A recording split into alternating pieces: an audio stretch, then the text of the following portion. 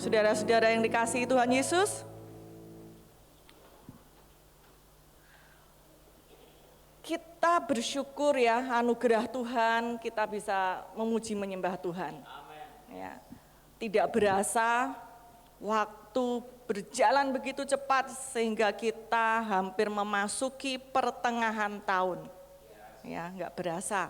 Maka oleh karena itu pemazmur bilang, ajar kami Tuhan untuk menghitung hari-hari kami, untuk kami beroleh hati yang bijaksana. Apakah saudara ingin mengetahui tentang rahasia ini? Itu yang saya beri judul. Kalau mendengar kata rahasia, saudara-saudara, itu telinga berdiri, mata terbuka lebar. Ya, saya harap saudara-saudara akan tetap seperti itu sampai 45 menit ke depan. Ya, fokus nggak cuma mata ya. Kalau mata fokus ini belum tentu, ya itu bisa ngalamun saudara-saudara. Tapi pikiran juga ikut fokus, hati pun juga seperti itu, ya. Nah, rahasia ini saudara-saudara, saya taunya dari Paulus. Dalam Paulus menyampaikan rahasia ini, Paulus nggak berpesan seperti ini. Jangan bilang-bilang, enggak. Dia nggak bilang begitu. Karena Paulus tidak berpesan, jangan bilang-bilang, maka saya sampaikan kepada saudara-saudara tentang rahasia ini pada pagi hari ini yang saya dapatkan dari Paulus. Kita bisa lihat di Efesus 3 ayat 5 sampai 6. Saya membacakan dalam versi bahasa Indonesia masa kini. Firman Tuhan mengatakan, dahulu rahasia itu tidak pernah diberitahukan kepada manusia, tetapi sekarang Roh Allah sudah menyatakannya kepada rasul-rasul dan nabi-nabinya. Rahasia itu ialah ini, melalui kabar baik itu, orang bukan Yahudi turut merasakan berkat-berkat Allah yang dahulu disediakan hanya untuk orang-orang Yahudi. Orang-orang bukan Yahudi sudah menjadi anggota dari tubuh yang sama dan turut menerima apa yang dijanjikan Allah melalui Kristus. Nah, banyak orang yang fokusnya hanya, senang, janji, aku menerima janji, aku dapat bagian dari perjanjian itu. Namun di sini enggak hanya itu, saudara-saudara. Menjadi suatu rahasia, ini karena sebelumnya mereka pada enggak tahu ya. Orang-orang sebelum Paulus tidak mengetahui hal ini. Kita pun dulu termasuk orang asing. Ya. Di sini disebut orang Yahudi itu orang-orang yang di luar, orang-orang yang menerima perjanjian Allah. Nah, rahasia itu ialah ketika percaya akan pemberitaan kabar baik. Ya, ketika orang tersebut mengaku dengan mulut Yesus itu adalah Tuhan dan percaya dalam hati bahwa Allah telah membangkitkan Kristus dari antara orang mati. Nah, disitulah orang itu diselamatkan, mengalami kelahiran baru, menjadi manusia baru dalam Kristus. Disitulah ikut menerima janji Tuhan. Jadi sama-sama menjadi, di firman Tuhan dikatakan sama-sama menjadi anggota tubuh. Ya, jadi tidak hanya janji-janji ikut dalam perjanjian, tapi Tuhan menekankan sama-sama menjadi anggota tubuh. Apa maksudnya anggota dari tubuh? Kita akan lihat dulu apa itu tubuh. Ya, jika kita lihat di Alkitab, saudara-saudara, sebelum perikop yang berbicara tentang pemberitahuan pertama tentang penderitaan Tuhan Yesus, ada yang Yesus lakukan. Mari kita lihat di Matius 16 ayat 18. Matius 16 ayat 18, firman Tuhan mengatakan, dan aku pun berkata kepadamu, engkau adalah Petrus, dan di atas batu karang ini aku akan mendirikan jemaatku, dan alam maut tidak akan menguasainya, atau pintu gerbang neraka tidak dapat melawannya. Nah, firman Tuhan ini dikatakan di atas batu karang Yesus mendirikan jemaat. Siapa itu batu karang tersebut? Kita bisa lihat di 1 Korintus 10 ayat 4. Ya. Kita harus lihat firman ini, karena banyak persepsi tentang pendirian gereja di atas mana orang bingung. Ya. Kita lihat siapa batu karang tersebut. 1 Korintus 10 ayat 4, firman Tuhan mengatakan, dan mereka semua minum minuman rohani yang sama, sebab mereka minum dari batu karang rohani yang mengikuti mereka. Dan batu karang itu ialah Kristus. Jadi dari ayat ini kita tahu batu karang itu Kristus. Yesus mendirikan jemaatnya di atas dirinya, di atas Kristus, bukan di atas Petrus. Nama Petrus itu Petros, yang artinya batu-batu kecil, tidak bisa dijadikan untuk fondasi. Nah, maka Yesus memberitahukan bahwa dia mendirikan jemaat itu di atas dirinya. Kata jemaat ya di ayat 18 ini itu di dalam bahasa Yunani itu eklesia. Apa arti dari eklesia? Ketika Yesus berbicara kepada murid-muridnya tentang ayat ini, mendirikan jemaatku, mendirikan eklesia, ketika Tuhan Yesus menyatakan itu bukan sesuatu yang baru ketika murid-muridnya mendengar eklesia. Karena kata eklesia ini sudah dipakai 400 tahun sebelum Yesus mengatakan hal itu. Jadi ketika Yesus mengatakan itu sudah familiar kata itu bagi murid-muridnya. Ya. Jadi awalnya itu pada kerajaan Yunani, di mana suatu sidang, kumpulan orang-orang itu terdiri dari tentara yang selama itu dia sudah melayani selama 2 tahun, itu mereka dipilih untuk menjadi dewan kota, dipilih menjadi pendamping raja, di mana mereka menentukan pejabat-pejabat di pemerintahan. Dengan tugas utama menentukan perluasan kerajaan, ya, mewujudkan apa yang menjadi kehendak dari raja, dari pemimpin. Nah, jadi ketika Yesus mengatakan hal ini kepada murid-muridnya tentang eklesia, murid-muridnya bisa menangkap, bisa mengerti. Seolah Yesus berkata bahwa setiap raja dan kerajaan itu memiliki eklesianya masing-masing. Yesus, kita tahu Yesus adalah raja di atas segala raja. Dan Yesus selalu memberitakan tentang kerajaan Allah. Ya.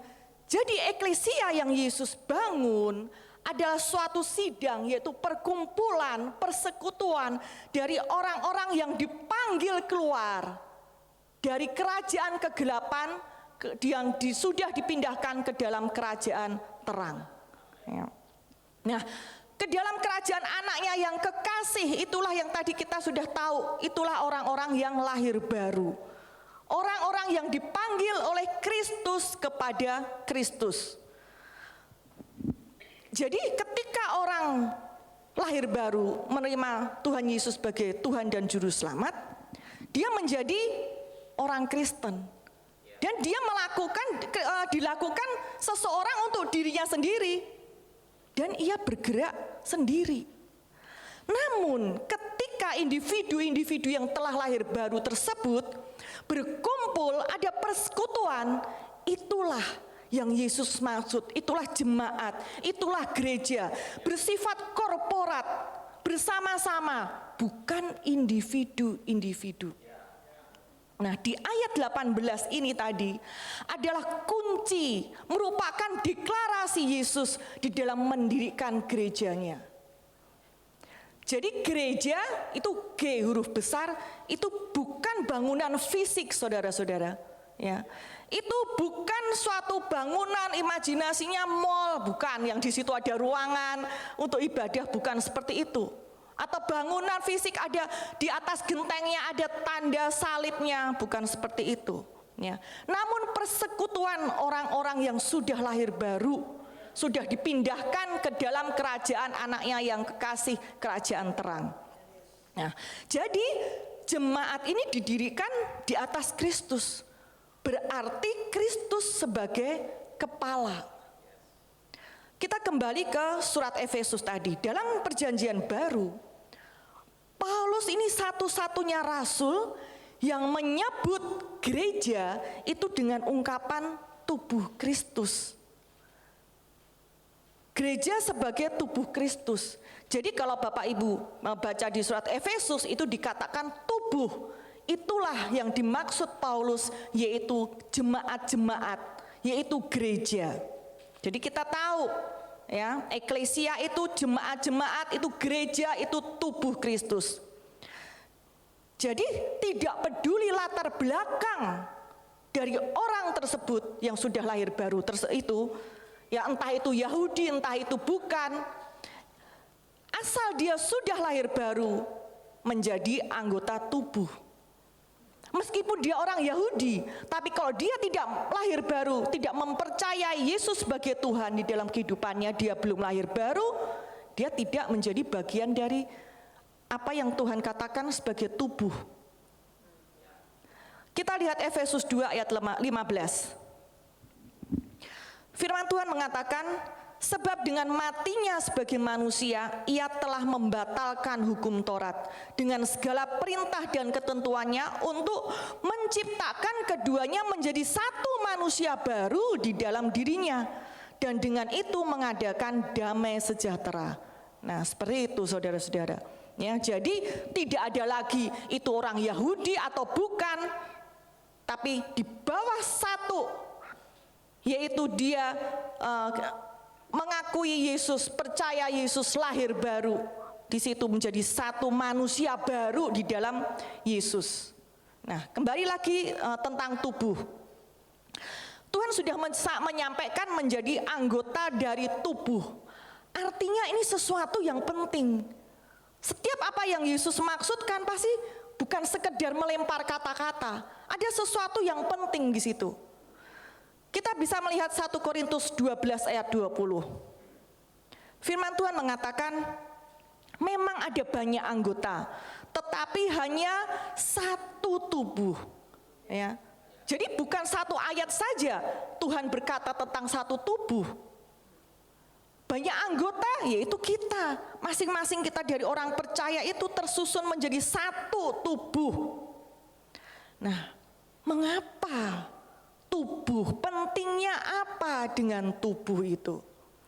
Kita lihat di Efesus 3 ayat 9 dan 11. Saya akan membacakan dalam versi BIMK. Dan juga supaya melalui saya, yaitu Paulus, semua orang tahu bagaimana Allah pencipta semesta alam ini melaksanakan rencananya yang sejak dahulu kala dirahasiakan kepada dunia. Allah melakukan itu sesuai dengan rencananya yang kekal, yang dilaksanakannya dengan perantaraan Kristus Yesus Tuhan kita. Apa rencananya yang kekal? Kita tahu rencana Allah itu tidak berubah. Tuhan bukan manusia yang bisa diombang-ambingkan dengan situasi, kondisi sehingga merubah rencananya. Ya. Nah, rencana itu semestinya dipercayakan kepada Adam dan Hawa pada mulanya. Ingat ketika Tuhan menciptakan manusia, kita bisa melihat di kitab Kejadian 1 ya, ayat 26-28, firman Tuhan mengatakan, berfirmanlah Allah, baiklah kita menjadikan manusia menurut gambar dan rupa kita, supaya mereka berkuasa atas ikan-ikan di laut dan burung-burung di udara dan atas ternak dan atas seluruh bumi dan atas segala binatang melata yang merayap di bumi. Allah memberkati mereka. Lalu Allah berfirman kepada mereka, beranak cuculah, bertambah banyak, penuhi bumi dan taklukkanlah itu. Berkuasalah atas ikan-ikan di laut dan burung-burung di udara dan atas segala binatang yang merayap di bumi. Firman Tuhan mengatakan seperti itu. Nah, Adam dan Hawa ketika diciptakan itu berada dalam kehidupan kerajaan Allah. Dikatakan serupa dan segambar, supaya kita semua di sini sudah belajar tahu bagaimana keserupaan segambar ketika lahir baru ada roh kita ya menjadi satu dengan rohnya Kristus. Serupa artinya jiwa kita, pola pikir kita selaraskan. Tidak hanya artinya segambar dalam roh serupa, itu ada sesuatu yang luar biasa.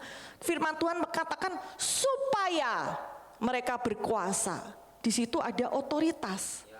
Ya. Nah, begitu pula ketika Tuhan menciptakan manusia, dikatakan beranak cuculah. Di situ Tuhan menginginkan Adam dan Hawa melahirkan Adam junior, Hawa junior, suatu keturunan ilahi yang segambar dan serupa Allah. Sehingga mereka bisa mengekspresikan apa yang menjadi rencana Tuhan untuk memperluas kerajaan Allah di muka bumi. Seharusnya otoritas yang Tuhan sudah berikan ke mereka pun mereka dapat menghadapi iblis, bisa melawan iblis. Namun kita lihat mereka gagal, mereka jatuh dalam dosa. Sehingga kita lihat 1 Yohanes 5 ayat 19. Firman Tuhan mengatakan, kita tahu bahwa kita berasal dari Allah dan seluruh dunia berada di bawah kuasa si jahat. Di bawah kerajaan kegelapan itu menguasai seluruh bumi. Ya, karena akibat jatuhnya manusia dalam dosa. Oleh sebab itu Allah mengutus Yesus. Ketika Yesus datang dan hidup di bumi selama 33 tahun, ya, Kristus mengekspresikan dirinya melalui sebuah tubuh jasmani Yesus. Itu merupakan Kristus sebagai individu. Yesus melakukan apa yang menjadi kehendak Bapa. Yesus mengerjakan seperti apa yang Bapa kerjakan. Kita lihat 1 Yohanes 3 ayat 8b. Firman Tuhan mengatakan, untuk inilah anak Allah menyatakan dirinya, yaitu supaya ia membinasakan perbuatan-perbuatan iblis itu. Yesus datang membinasakan perbuatan-perbuatan iblis. Kita lihat Matius 12 ayat 28. Firman Tuhan mengatakan, tetapi jika aku mengusir setan dengan kuasa roh Allah, maka sesungguhnya kerajaan Allah sudah datang kepadamu. Selama Yesus hidup di bumi, ia membinasakan perbuatan-perbuatan iblis. Yesus menyembuhkan, Yesus mengusir setan, orang-orang menjadi percaya. Sehingga banyak mereka itulah terjadi perluasan di dalam kerajaan Allah. Yohanes 16 ayat 7. Firman Tuhan mengatakan, namun benar yang kukatakan ini kepadamu adalah lebih berguna bagi kamu jika aku pergi. Sebab jikalau aku tidak pergi, penghibur itu tidak akan datang kepadamu. Tetapi jikalau aku pergi, aku akan mengutus dia kepadamu. Kita yang lalu sudah belajar tentang Tritunggal, ya. Kita tahu sekarang tentang Bapa, Anak, Roh Kudus, ya. Nah, jika Yesus pergi, waktu sebelumnya Yesus bergerak sendiri sebagai individu. Tapi ketika Yesus pergi, Yesus mati dan bangkit, Roh Kudus itu turun. Yesus mengutus, Bapa mengutus rohnya. Ya, jadi Yesus selama di muka bumi ini terbatas di dalam tubuh fisiknya. Kolose 1 ayat 13. Firman Tuhan mengatakan, ia telah melepaskan kita dari kuasa kegelapan dan memindahkan kita ke dalam kerajaan anaknya yang kekasih. Kebangkitan Kristus memindahkan orang-orang yang telah ditebus masuk ke dalam kerajaannya, yang sebelumnya berada di dalam kerajaan kegelapan. Dengan Yesus pergi, Roh Kudus datang dan tinggal di tempat orang-orang yang lahir baru ini. Di setiap saudara-saudara semua yang berada di dalam kerajaan anaknya, di dalam gerejanya. Sekali lagi, gereja bukan gedung atau bangunan. Jadi Yesus tidak terbatas hanya di dalam satu individu, Yesus saja. Ya. Namun dengan adanya Roh Kudus pada setiap anak-anaknya, Tuhan bisa bekerja luar biasa. Kita bisa melihat bagaimana murid-murid Tuhan Yesus bergerak dengan sangat militan ketika hari Pentakosta, ya, yang baru saja kita peringati. Ya, Roh Kudus tidak ditarik kembali. Roh Kudus tetap berada di dalam kita dan terus berkarya di muka bumi ini. Jadi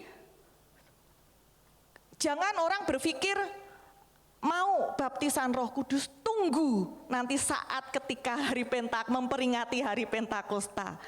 Ya, tidak seperti itu, seolah-olah seperti musim. Wah, ini musimnya pencurahan Roh Kudus. Aku hati mau terbuka untuk dibaptis Roh Kudus. Tidak.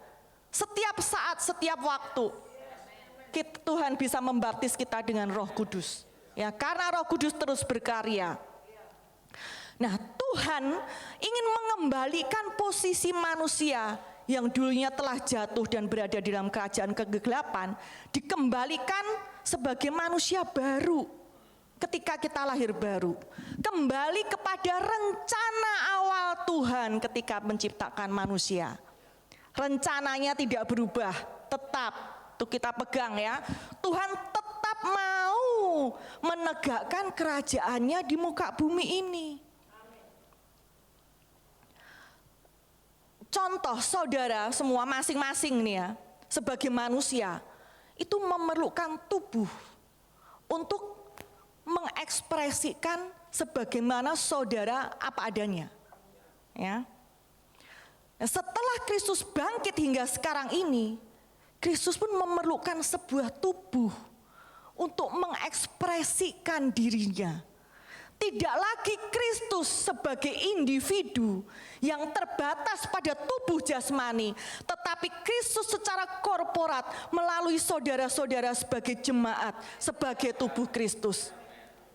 Fungsi dari tubuh Kristus itu menjadi ekspresi penuh dari Kristus yang merupakan kepala. Seperti saya berdiri di sini. Saya memiliki tubuh, ya, secara full saya mengekspresikan ketika saya menyampaikan kebenaran firman. Nah, seperti itu. Kita lihat Efesus 1 ayat 23. Saya baca dengan terjemahan sederhana Indonesia. Firman Tuhan mengatakan, persatuan jemaatnya yaitu suatu kesatuan yang terdiri dari setiap kita yang dipenuhi Roh Kudus, dipenuhi Roh Kristus, merupakan tubuh Kristus di dunia ini. Dan melalui tubuhnya, Kristus semakin memenuhi dan melengkapi segala sesuatu di mana saja. Wah, ini lengkap sekali ini. Ya, kalau saudara-saudara merenungkan ini ayat ini luar biasa. Melalui saudara-saudara sebagai tubuh Kristus, Kristus semakin memenuhi, melengkapi segala sesuatu di mana saja. Ya. Produk dunia Coca-Cola aja bisa menyebutkan di mana saja, kapan saja. Dia bisa memperkatakan itu. Oh, seharusnya saya tidak sebutkan merek ya. Karena dia tidak mensponsori acara ini ya. Oke. Nah, rencananya itu kekal, tidak berubah. Mulai dari awal penciptaan sampai nanti Tuhan tuh memerintah bersama kita di atas muka bumi ini. Apakah saudara mau ambil bagian di dalamnya? Oleh karena itu, mengapa sebelum pemberitahuan pertama tentang penderitaan Yesus, sebelum Yesus mengalahkan iblis, Yesus terlebih dahulu mendeklarasikan mendirikan gerejanya. agar gereja mendapat bagian dari kemenangan Kristus, mendemonstrasikan kuasa Allah, memperluas kerajaan Allah di muka bumi ini. Kita lihat Matius 16 ayat 18. Dan aku pun berkata kepadamu, engkau adalah Petrus, dan di atas batu karang ini aku akan mendirikan jemaatku, dan alam maut tidak akan menguasainya, atau pintu gerbang neraka tidak dapat melawannya. Yesus mendirikan gerejanya, dikatakan firman ini, alam maut tidak akan menguasainya, atau pintu gerbang neraka tidak dapat melawannya. Apa artinya? Artinya gereja yang dibangun oleh Kristus sebagai bejana korporat, sebagai partner dari pemerintahan Kristus, gereja yang sejati itu semestinya melawan pintu gerbang neraka. Artinya mencegah orang-orang menuju neraka.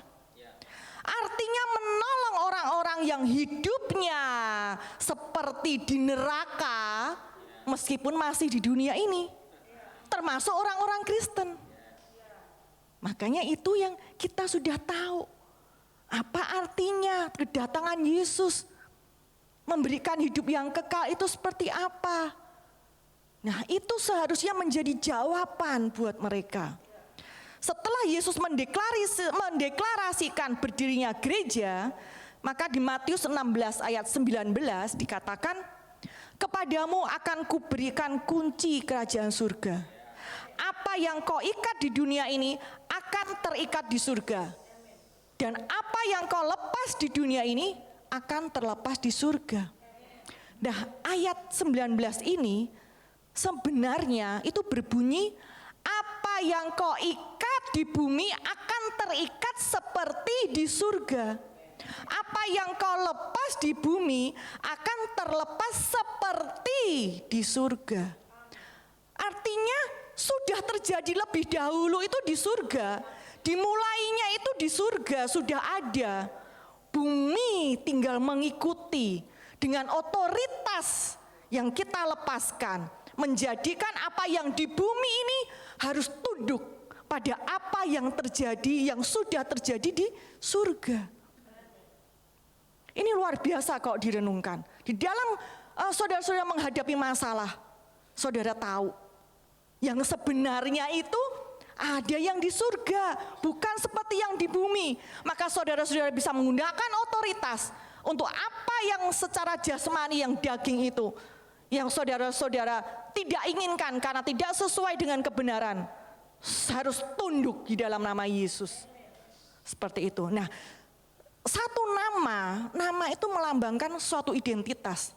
Saya menangkap ada sesuatu yang istimewa ketika Petrus mengatakan, engkau adalah Mesias, anak Allah yang hidup.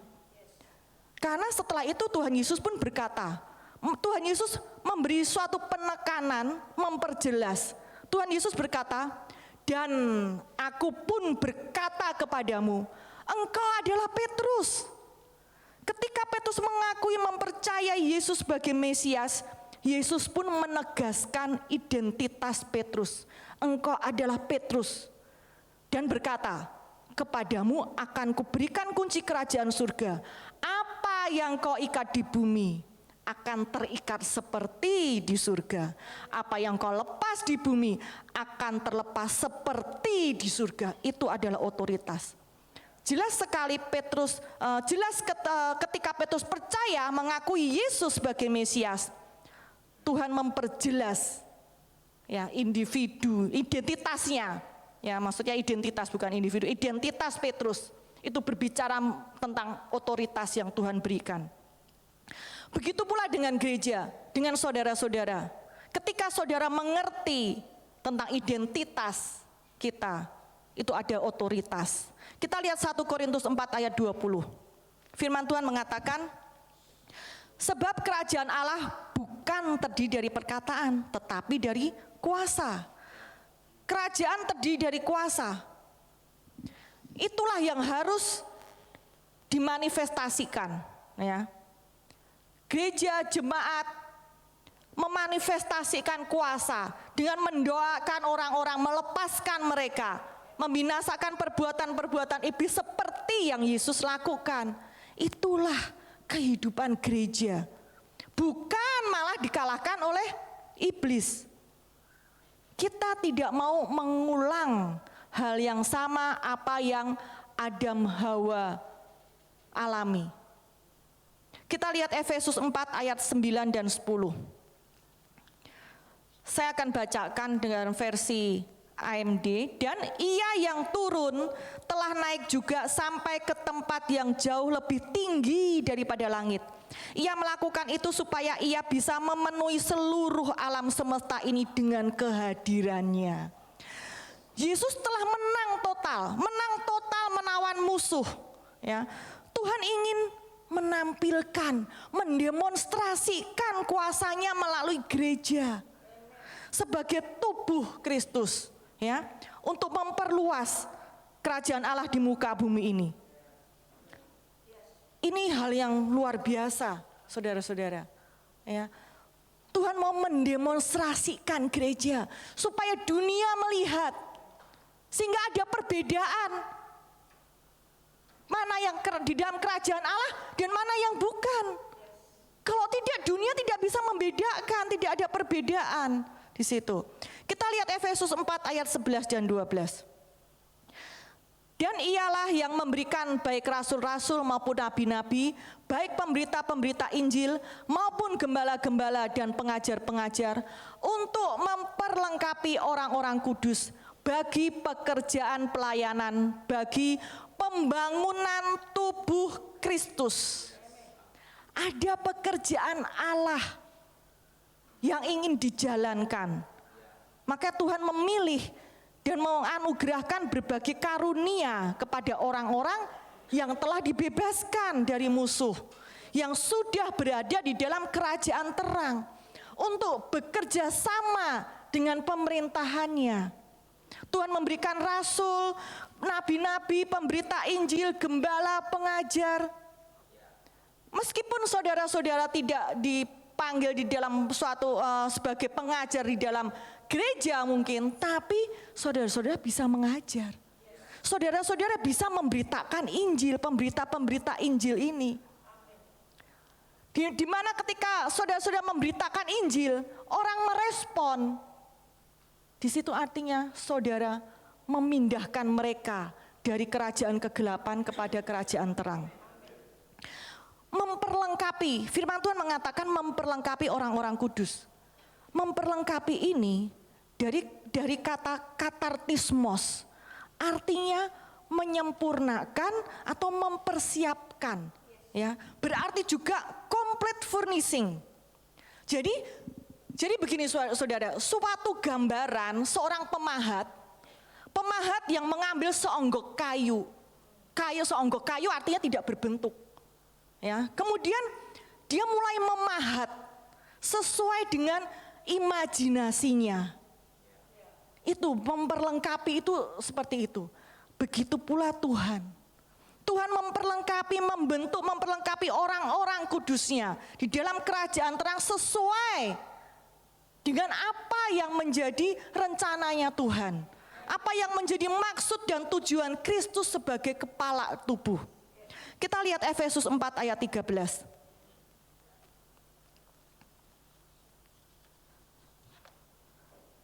Firman Tuhan katakan, sampai kita semua telah mencapai kesatuan iman dan pengetahuan yang benar tentang anak Allah, kedewasaan penuh dan tingkat pertumbuhan yang sesuai dengan kepenuhan Kristus.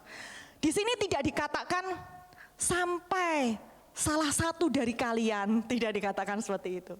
Juga tidak dikatakan sampai beberapa orang telah mencapai, namun dikatakan kita semua sebagai tubuh Kristus, ya, mencapai apa yang Tuhan rencanakan, ya.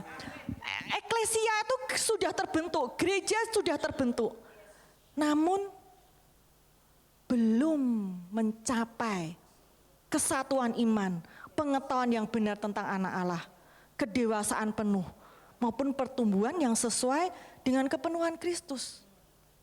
Nah, kemenangan yang Yesus telah miliki sebagai kepala itu belum sepenuhnya dialami oleh tubuh. Ya, sebagai kepala, Kristus ingin membangun tubuhnya sehingga mencapai kesatuan iman tadi, pengetahuan yang benar, kedewasaan penuh. Nah, membangun tubuh Kristus ini yang menjadi pekerjaan Tuhan saat ini. Jadi gereja bergerak itu bukan berdasar suatu aktivitas, ya, suatu aktivitas keagamaan dan peribadatan. Bukan untuk melegakan seseorang yang karena Kristen pada hari Minggu dan harus ke gereja. Bukan seperti itu. Kita lihat Efesus 2 ayat 20 ayat dan 21. Saya akan bacakan dalam versi AMD. Kamu orang percaya seumpama bangunan yang didirikan di atas dasar, yaitu para nabi dan rasul, dan batu yang paling penting ialah Kristus Yesus sendiri. Semua bangunan itu dijadikan satu dalam Kristus, dan Dia membuatnya bertumbuh dan menjadi bait suci dalam Tuhan. Kita dibangun menjadi tempat kediaman Allah untuk memerintah bersama Kristus. Dan Ia ada di dalam kita. Kita bisa melihat gambar seperti ini. Nah, saudara-saudara bisa lihat, ya. Ia ada di dalam kita, kita tubuhnya. Kristus sebagai kepala gereja. Saudara-saudara semua yang berada di tempat ini itu merupakan tubuh Kristus. Di situ kita bisa melihat. Nah, itu saudara-saudara semua. Ya, itu gambar Kristus dan tubuhnya. Ini suatu hal yang luar biasa, saudara-saudara. Adakah saudara di situ? Kita lihat 1 Korintus 12 ayat 14 dan sampai 18. Karena tubuh juga tidak terdiri dari satu anggota, tetapi atas banyak anggota. Andai kata kaki berkata, aku bukan tangan, aku tidak termasuk tubuh. Jadi benarkah ia tidak termasuk tubuh? Dan andai kata telinga berkata, karena aku bukan mata, aku tidak termasuk tubuh. Jadi benarkah ia tidak termasuk tubuh? Andai kata tubuh seluruhnya adalah mata, di manakah pendengaran? Andai kata seluruhnya adalah telinga, di manakah penciuman? Tetapi Allah telah memberikan kepada anggota masing-masing secara khusus suatu tempat pada tubuh seperti yang dikehendakinya. Saudara pernah melihat acara televisi yaitu tebak wajah?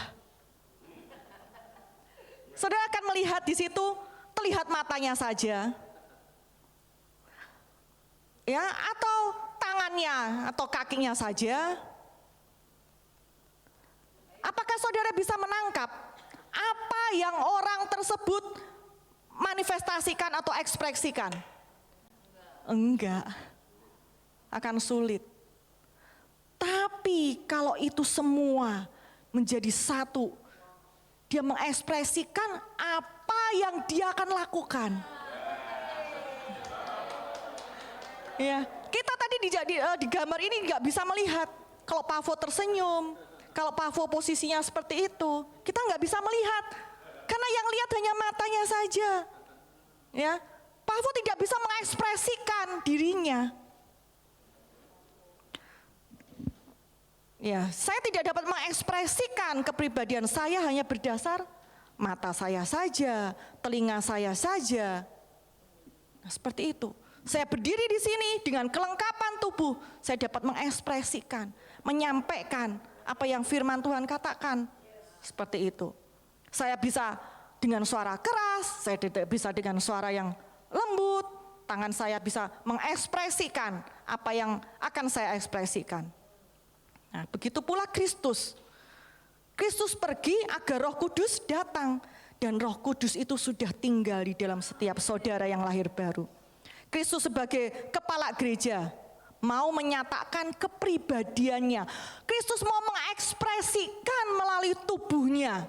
Tidak secara individu, hanya terbatas tubuh Yesus 2000 tahun yang lalu. Kristus tidak dapat mengekspresikan hanya saya saja, atau Pak Dolvi saja, atau Pak Sugi saja, tidak bisa. Bejana individu itu sangat terbatas. Tidak dapat menyelesaikan apa yang menjadi tujuan Tuhan. Di awal tadi saya sudah katakan, tidak mungkin Adam dan Hawa saja melakukan apa yang menjadi rencana Tuhan. Dia harus bermultiplikasi, memenuhi bumi dengan keturunan-keturunan ilahi. Begitu pula saudara semua. Makanya di sini ada yang namanya pemuritan. Mari kita lihat Kolose 1 ayat 18. Ialah kepala tubuh, yaitu jemaat. Ialah yang sulung yang pertama bangkit dari antara orang mati, sehingga ia yang lebih utama dari segala sesuatu.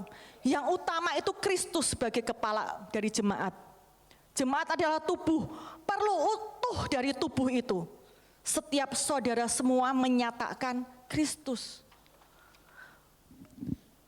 Dalam bejana gereja inilah Kristus dapat menyelesaikan tujuan dan rencana Allah. Jadi ada perbedaan menjadi orang Kristen dengan menjadi anggota tubuh. Menjadi orang Kristen ya bersifat individu. Dia akan bergerak sendiri. Menjadi anggota tubuh itu bersifat korporat. Saudara ingat ketika Petrus berkhotbah di hadapan 3.000 orang. Orang-orang diselamatkan. Mari kita lihat di Kisah Para Rasul 2 ayat 14. Firman Tuhan mengatakan, maka bangkitlah Petrus berdiri dengan ke-11 rasul itu, dan dengan suara nyaring ia berkata kepada mereka, hai kamu orang Yahudi dan kamu semua yang tinggal di Yerusalem, ketahuilah, camkanlah perkataanku ini. Dia memberitakan kebenaran firman Tuhan. Kita melihat seolah Petrus sendiri. Tidak. Di sini jelas ada 11 rasul berdiri di sampingnya. Saat itu tubuh Kristus yang memberitakan Injil, bukan pemberitaan dari satu individu saja. Masing-masing anggota memiliki fungsi. Semua fungsi itu adalah untuk tubuh. Ada kesatuan. Ada kesatuan. Ingat Tuhan Yesus waktu menemui Petrus, waktu Petrus menjala ikan. Saya di sini di Alkitab nggak menemukan memancing ya. Kalau memancing individu, tidak ada memancing, tapi menjala ikan. Di situ nanti Bapak Ibu bisa lihat di Yohanes 21 ayat 8, di mana ketika Petrus menjala ikan, Petrus mendapatkan ikan yang sangat banyak, sehingga nanti Bapak Ibu bisa melihat murid-murid tersebut membantu Petrus untuk kita nggak mau hanya satu jiwa saja yang kita pindahkan ke dalam kerajaan terang. Kita mau banyak orang, kita pindahkan mereka di dalam kerajaan terang. Disitulah kita memperlebar kerajaan Allah. Ayat terakhir, 1 Korintus 12 ayat 15.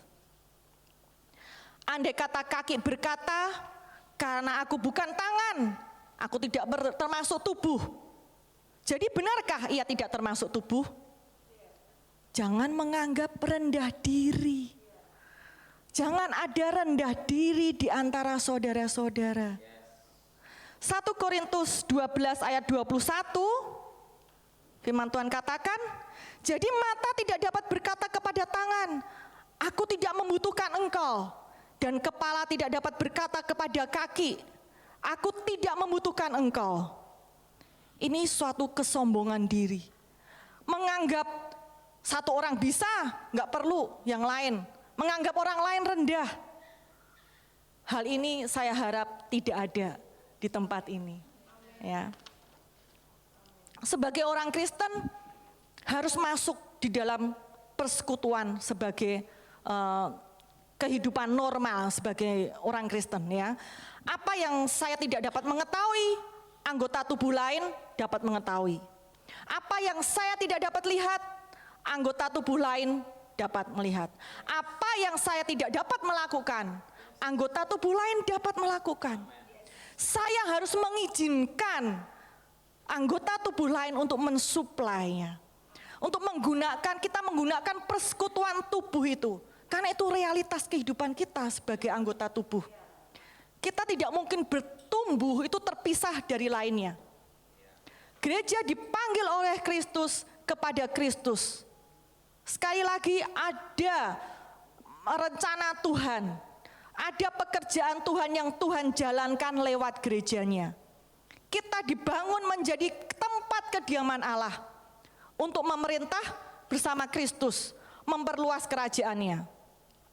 Nah, kekurangan besar nih orang-orang Kristen, apalagi yang sudah mengenal kasih karunia, ingin menjadi orang Kristen individu. Nggak cocok di gereja sana, nggak cocok di gereja ini. Tapi di sini semua bukan seperti itu. Karena sudah berada di dalam jemaat Tuhan, ya. Ya, Tuhan tidak hanya menginginkan kita menjadi Kristen secara individu, tapi secara korporat. Oleh karena itu, kenapa Yesus, sekali lagi saya mengingatkan kenapa Yesus mendirikan jemaatnya sebelum Tuhan Yesus mengalahkan iblis. Ya. Dan disinilah mengapa kita perlu tahu dan mengerti tentang gereja sebagai tubuh Kristus. Agar saudara semua datang ke tempat ini memiliki imajinasi yang benar tentang gereja. Bukan mengimajinasi gereja adalah kafe karena masakan Bu Yanska enak. Bukan juga sebagai hipermarket karena di situ mendapatkan pelayanan yang semuanya saudara dapat butuhkan. Bukan juga karena tawaran berbagai di sini menyediakan program pelayanan, mau sekolah minggu, mau praise and worship, tidak seperti itu. Kita harus memiliki imajinasi pengertian yang benar tentang jemaat, tentang gereja. Jika salah, maka saudara tidak akan puas. Tidak akan puas secara rohani dan tidak ada komitmen. Karena saudara akan lihat tawaran-tawaran yang lainnya. Dan itu tidak membuat saudara bisa bertumbuh. Setiap kita harus tahu bahwa diri kita adalah anggota tubuh. Di dalam tubuh, semua anggota harus disatukan bersama agar menjadi tubuh di mana Kristus dapat mengekspresikan kuasanya. Saling dihubungkan satu terhadap yang lain. Ada kehidupan saling.